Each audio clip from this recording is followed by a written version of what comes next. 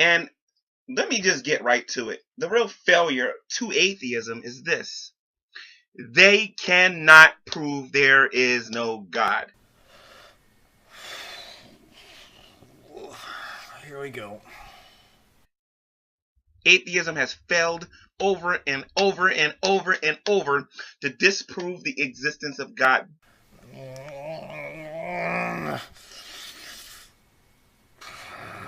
But they have been very successful at preaching their doubt.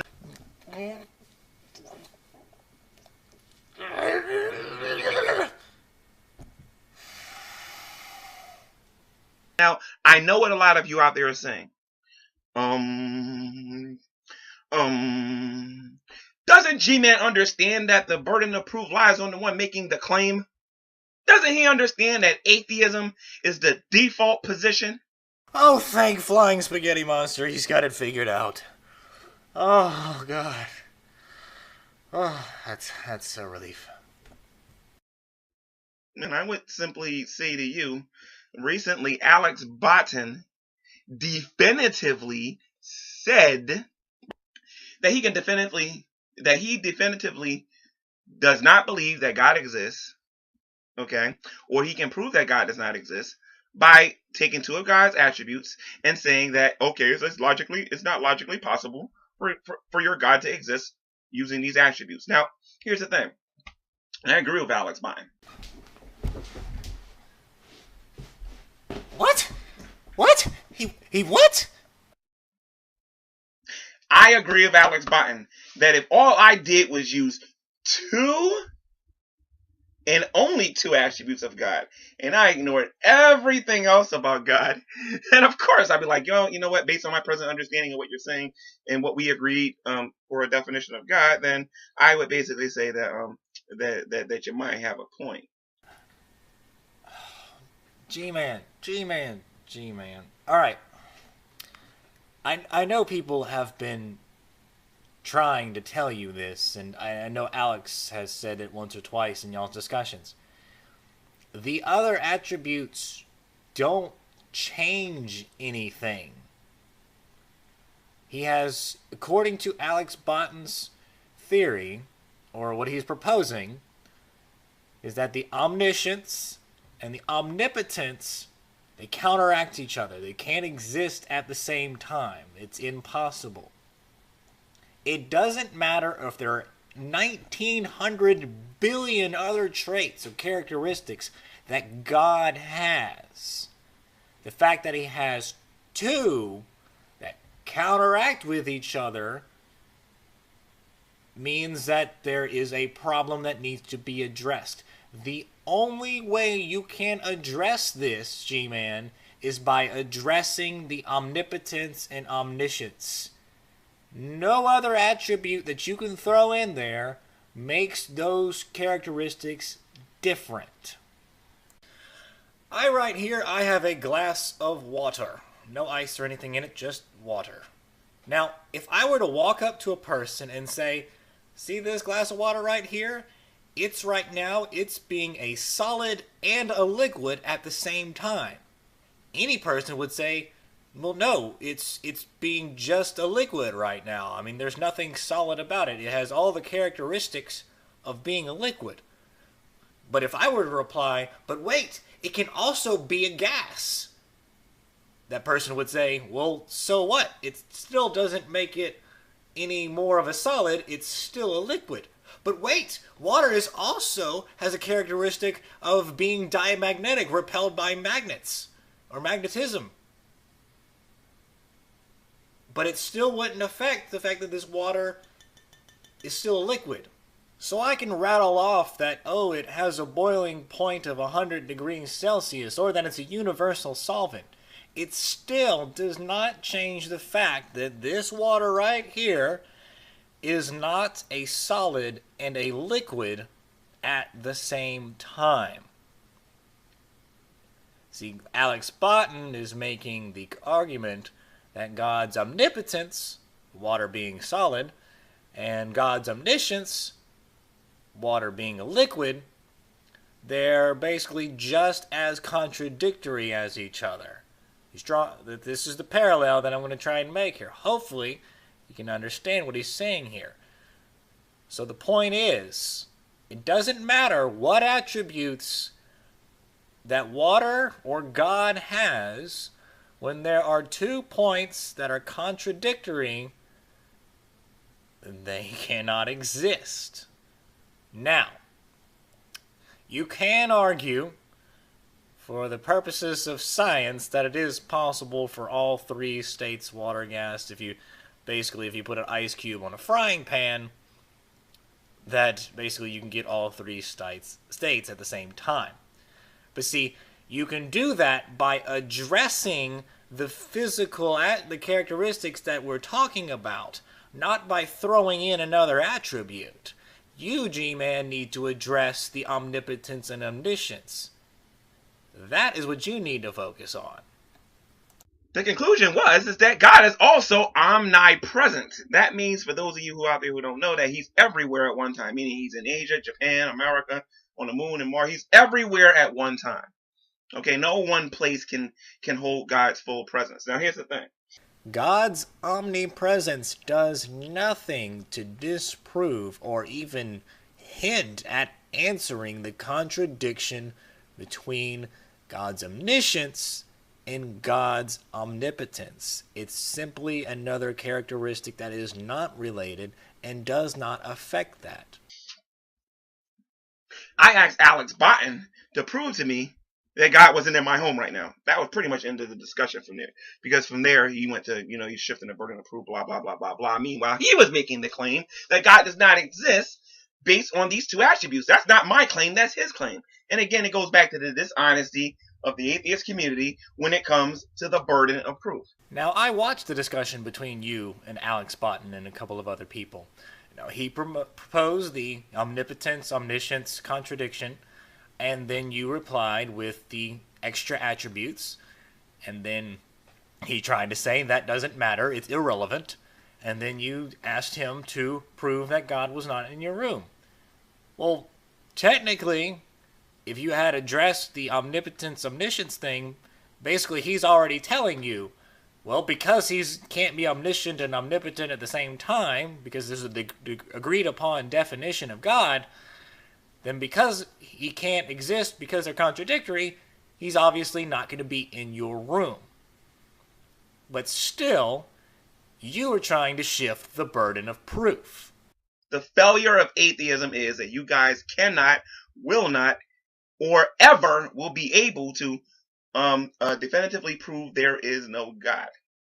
The failure of G-Man is that he cannot disprove Eric, the God-eating magic penguin.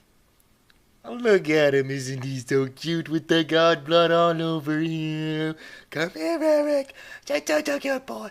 Cute little penguin. This brings me to a question now. Okay? If you can't prove that there is no God, then why are you an atheist? Well, I can have my lack of belief. I can have my lack of faith. That's right, guys. You can have faith in your lack of faith. Okay? Or faith in your lack of belief. Because that's precisely what many of you out there have. We do not have faith in atheism. We do not have faith that God does not exist. The endless parade of gods that have been presented in front of us have not convinced us in any God's existence.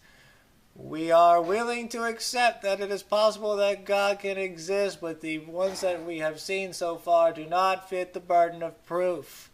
Christians have not helped that much either. We do not have faith in atheism. Will you quit fucking saying that? You have faith in your lack of belief. Because until you prove to me and the rest of the Christian community that there is no God, you are making a statement of faith by saying you are an atheist. And until you prove to me and the atheist community that Eric the God-eating magic penguin does not exist, then you are making a claim of your faith in a-penguinism. And my faith is,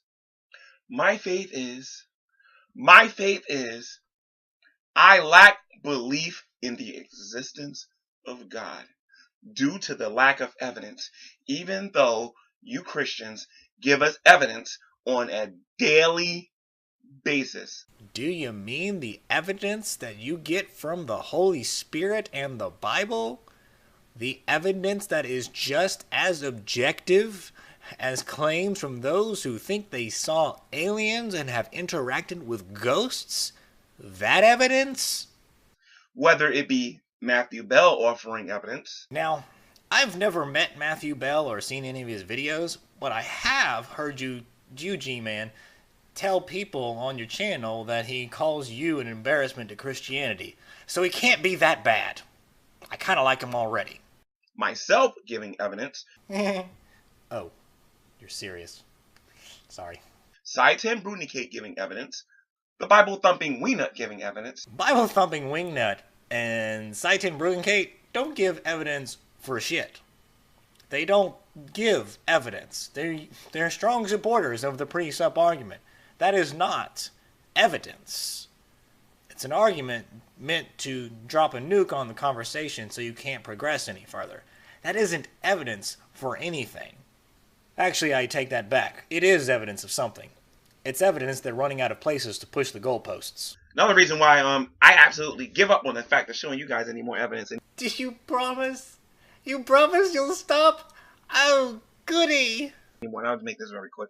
Is that you guys use the scientific method, which never gives you, which is stupid in my opinion, because it never gives you 100% guarantee that what you're looking at is real. Okay. I don't know about you guys, but I'd rather be 99.999% certain and have the demonstrable, empirical, observable evidence for it and be justified to making that claim than to be 100% certain of something and not having the demonstrable, empirical, observable evidence for it and not being justified for believing it.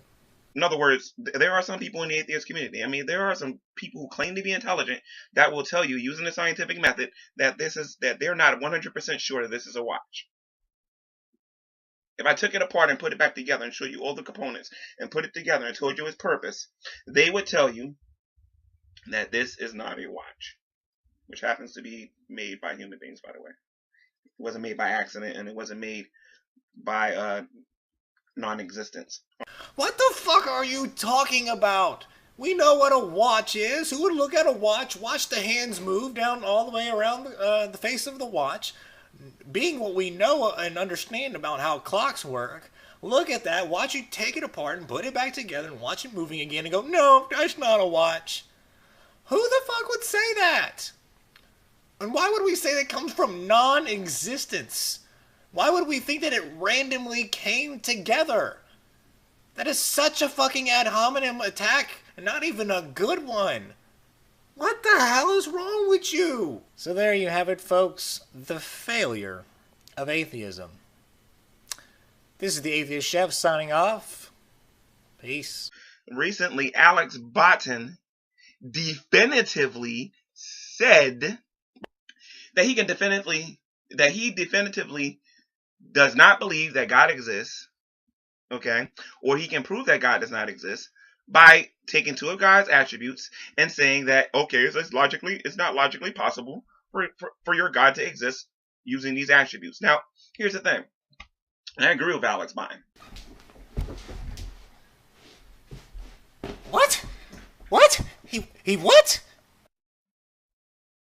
I agree with Alex Botton that if all I did was use two and only two attributes of God, and I ignored everything else about God, and of course I'd be like,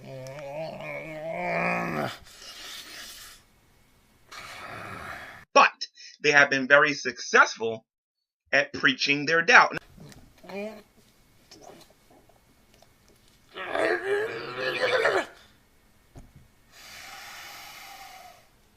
Now, I know what a lot of you out there are saying. Doesn't G-Man understand that the burden of proof lies on the one making the claim? Doesn't he understand that atheism is the default position? Oh, thank Flying Spaghetti Monster, he's got it figured out. Oh, God. Oh, that's a relief. And I would simply say to you, and let me just get right to it. The real failure to atheism is this: they cannot prove there is no God. Here we go. Atheism has failed over and over and over and over to disprove the existence of God.